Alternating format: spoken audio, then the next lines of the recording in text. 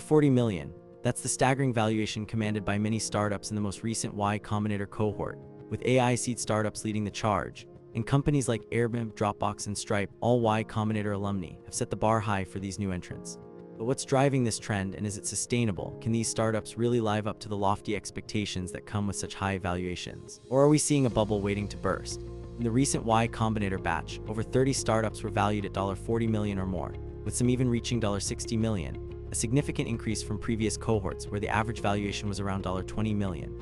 This phenomenon is not limited to Y Combinator, as other accelerators and incubators have also seen a surge in AI startup valuations, with companies like Google, Microsoft, and Facebook all investing heavily in AI research and development and snapping up promising startups to bolster their own AI capabilities. The numbers are telling. In 2020, the total funding for AI startups reached $25 billion, a 50% increase from 2019, with seed funding accounting for a significant portion of this growth, as investors look to get in on the ground floor of the next big thing.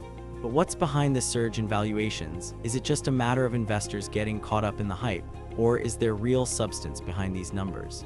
The key to understanding this trend lies in the data, where we see that AI startups are consistently outperforming their non-AI counterparts, with a study by CB Insights finding that AI startups have a 25% higher success rate than non-AI startups, and another study by Gartner predicting that AI will create over 3 million new jobs by 2025 while eliminating only 8 million, resulting in a net gain of 500,000 jobs. But what does this mean for the average investor, or the entrepreneur looking to start their own AI startup?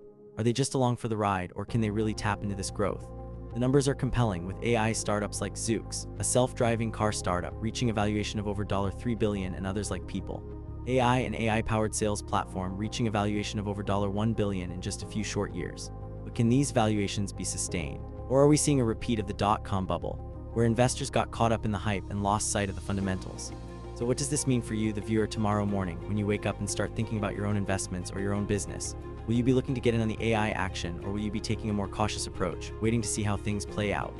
The reality is, AI is not just a buzzword, it's a real technology, with real applications and real potential for growth, with companies like Amazon using AI to power their recommendation engines and others like Netflix using AI to personalize their content offerings. But with more money comes higher expectations, and the pressure to perform will be intense. Can these startups really deliver, or will they crumble under the weight of their own valuations?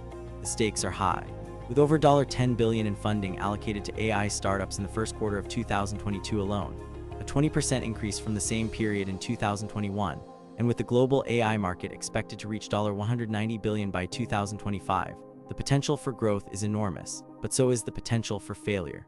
So what's the most surprising insight from all of this? Is it the sheer scale of the valuations, or the fact that AI startups are consistently outperforming their non-AI counterparts?